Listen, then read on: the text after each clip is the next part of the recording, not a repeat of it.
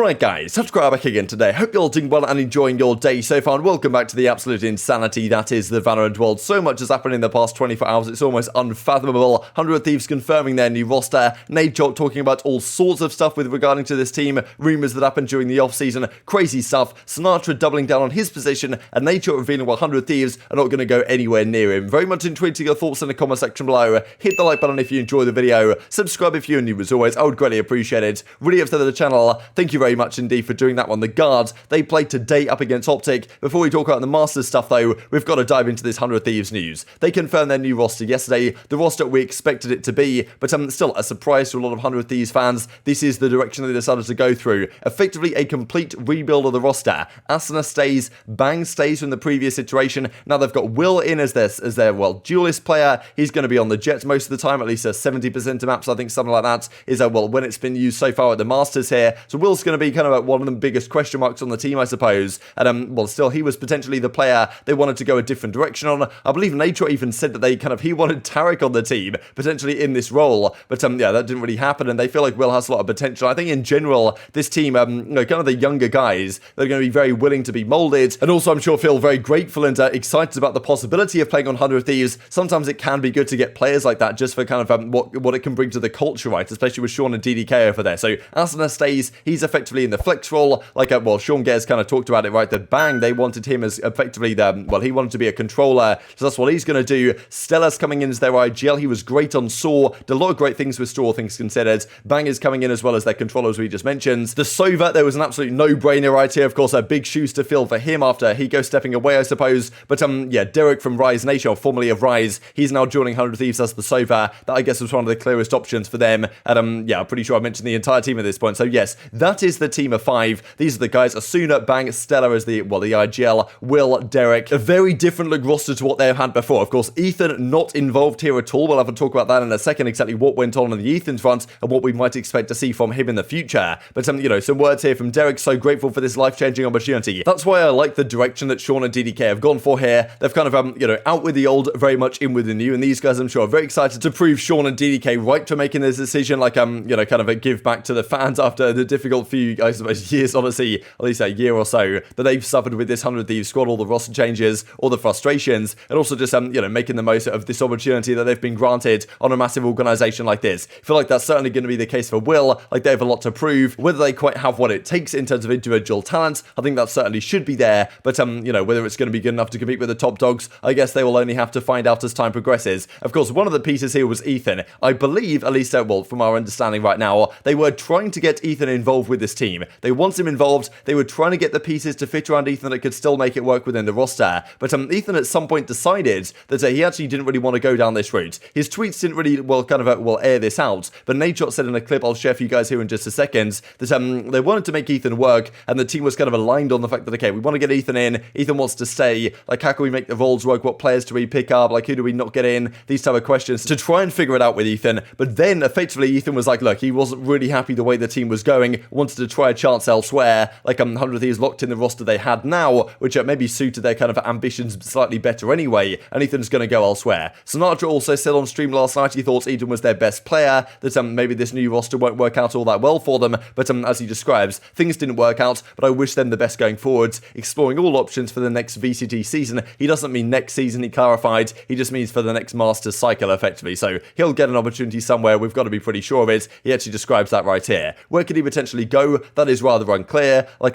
Sentinels does not seem to be an option necessarily, given the Sinatraa situation we'll dive into, but, some people even talked about NRG, right? Could he go back to NRG, like in the CSGO days? But, yeah, also this is a question that Purist raises, because now they've made some significant changes with the 100 Thieves roster. Do they keep the 15 circuit points and their bye to the round of 32 in the North American kind of open qualifiers? If they don't, that's going to be a pretty big deal, but if they do, I would imagine they probably will, despite the fact that they changed their roster and brought Will into the team. But yeah, a few words on Nadeshot here. Firstly, on Ethan and that situation, and then secondly on Sinatraa and why they don't want to go anywhere near him. Ethan's situation is just hard for me personally, just because we had a really productive conversation. We had a really great chat about him waiting and just giving us more time to put the right people around him, and he agreed to that. And then a couple weeks later, that mindset and his intention changed quite a bit and wanted to explore other options for himself. So I know that a lot of people think that we threw Ethan under the bus here. And again, I'm not trying to air out dirty laundry or anything. This isn't like a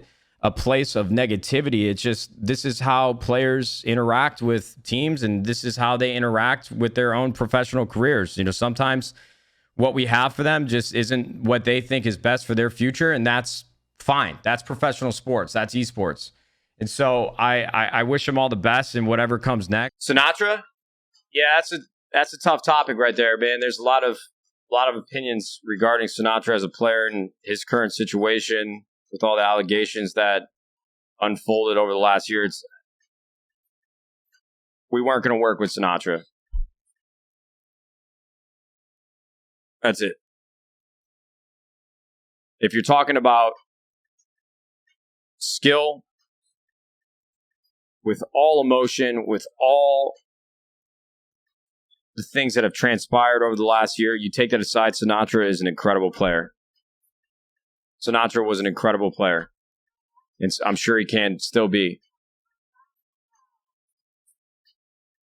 But we just couldn't work with him. And I know that's not an answer you guys want to hear. So let's talk about the Sinatraa stuff then, because we've got to dive into it. I wasn't expecting the double down to come through really from Sinatraa last night, but it happened. So, well, anyway, Nadeshot and 100 Thieves, basically, look, they don't want to get anywhere near it from a PR perspective. It makes perfect sense. Sinatraa, very talented player, no doubt, but I thought Nadeshot was very cordial. He was very, understood it from a business perspective very well. Like, it's just not worth giving it a go. Fact of the matter is, if the situation stays as it is with Sinatraa, and he is unbanned and free to compete, at some point, an organisation will give him a go. That's just how it'll be. They'll take the PR risk, the PR hit, whatever, and make it work. Whether that organisation will be Sentinels, of course he's been there on the content side for quite some time, that is seemingly the most likely possibility. But again, much more on Sinatraa. We talked about this a couple of days ago. It's been a year since I was forced to step back from competitive play. I'm now ready for a return to competitive. We'll be starting tryouts this week. Now last night he comes out with this. As soon as he tweeted this, I was like, okay, here we go again, because whenever someone comes out with, I want to clarify the facts about my situation, and then, obviously there's going to be some opinion in there at some point or another, always gets a little bit, already muddies the waters to some degree. He does actually tweet this as well. For context, this was the final determination I received from Riot about my status, effectively saying you are now fully eligible to sign up and play in the VCT. There was meant to be some training that he had on cooperating with investigations that he didn't really do when the initial thing was going down, but we now feel like you already know most of the information covered in that training, so you're now effectively free to go. Now, this was the original tweet logger he comes out with. I was a bad boyfriend, I emotionally hurt Cleo, I never sexually assaulted her, there was an investigation that found no conclusive evidence that any crime was committed, served a 6-month suspension, never charged with any crime, and now he's got that kind of,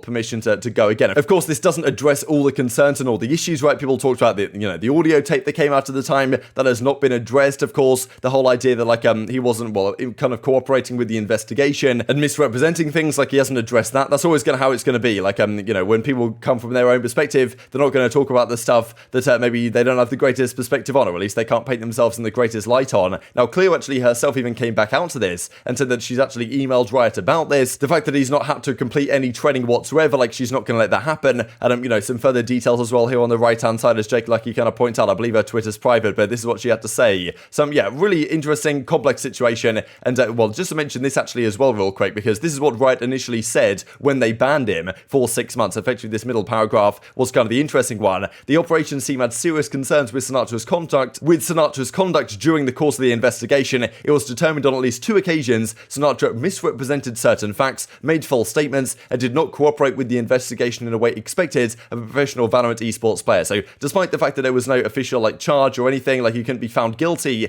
it's obviously not the greatest look at the time. And by Sinatraa himself bringing this stuff back up and kind of doubling down on his situation, is now bringing all this stuff back into the forefront of the community. I'm sure he will, as a result, remain a controversial player to time immemorial. But look, still, if he is eligible to compete, then as I say, at some point or another, some team will more than likely give him a chance. Now, where that is, who knows? Whether this kind of stuff that's further come out or further drama over the last 24 hours will, kind of change Riot's mind or change Riot's decision making on this. I suppose we shall see. But if their decision is set in stone, then a chance is there. And even the Sabrosa tweets out, Wardell, Sinatraa, Ethan, dapr, and ZOMs didn't even touch on the Wardell situation. I'm pretty sure they were considering Wardell as their duelist or kind of object player, but they felt like he was maybe slightly too one-dimensional. And also, did he fit with kind of know, the kind of personality and culture shift they wanted to make with new younger players, more like hungry players. That's possibly one of the reasons why they went away from wardell. But honestly, like, so much to talk about on this. Very much intrigued to your guys' perspective in the comment section below. We've got to talk about Masters though as well, just before we mention that. Still, Sentinels, Sinatraa seems to be the most likely possibility, with almost potentially gone. But look, we shall see what happens there. Let's talk Masters real quick. G2 versus Zeta. Gotta credit Zeta, honestly, for putting up a fight in this series. Most people said G2 would probably romp over them right here, but honestly, Zeta Division, they're a really fun team to watch. Very talented team. Like, individually, they put up a great fight. There were several rounds, honestly, in this series where I felt like they probably should have lost. This one, for example, from Super Zero, where he gets an ace out of nowhere that, you know, really feels like they should have lost it, but out of nowhere, their individual players turn up and just win them the round outright. So very impressive stuff, but G2 win the first round, or win the first map of the series. They take the second one as well. Very close fought affair here on the bind. They probably could have won this Zeta on another day, but yeah, the collapse from mixwell helps take G2 over line. They win this series 2-0. They move on to the semi-finals. Hoodie and mixwell leading the way on that front of things. Yeah, Zeta will drop down to the lower bracket. The better series of the day, though, yes, again, marred by technical issues. You know how it is, right, with this event right now. Like, yeah, some frustrations all across the board. But, I mean, yeah, look, it was Liquid versus Loud. Of course, that Loud had a couple of players have to play from a quarantined facility. Wasn't ideal for them, but Aspas especially was still out of control. Liquid put up a great fight in this series. I was really impressed by them.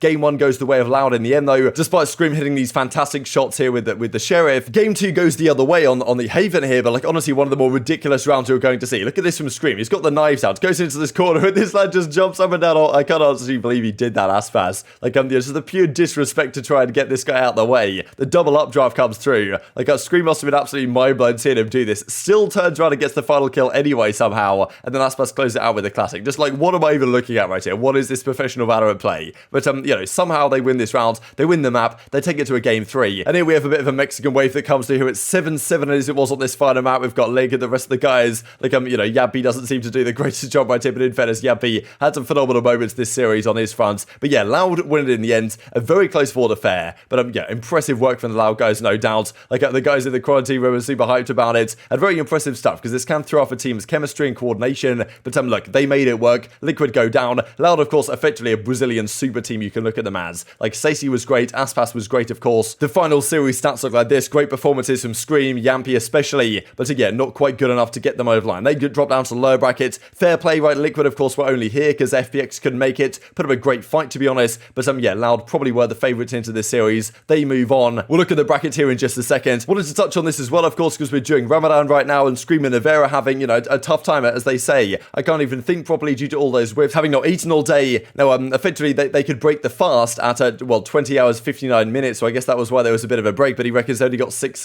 minutes to eat, effectively. So, like, thanks to Rat for giving us some break after the first map, but they only had a few minutes to eat, which is kind of unfortunate, but, you know, still, hopefully they can keep up their great performance for the remainder of the tournament. They shall play Zeta Division in the lower brackets, but these are the games going on later today. So G2 versus Laos, that's the first semi-final on the 17th in a couple of days' time. Today, though, PaperX DRX, that's a banging series. I think DRX may be slight favourites here, but, like, I mean, I'm really excited to see how PaperX do, especially after getting that bye right straight into the brackets. And then the Guard versus Optic. What an absolutely cracking series. As I said yesterday, not sure why the Guard and Optic even can play each other right, given I think they should maybe have avoided matchups like this, North America versus North America, in the very first rounds. But, yeah, to me, I think Optic might be slight favourites here, just because of their stage experience, but the Guard did beat them last time they played online. So, incredible stuff. Very much intrigued to your thoughts on all this in the comment section below. Hope you guys enjoyed the video. If you did enjoy it, hit on the like button, tell us your YouTube gods, this is a good video, others like you should see it as well, and I've grown the competitive Valorant community. Thank you for watching as always, take care of yourselves,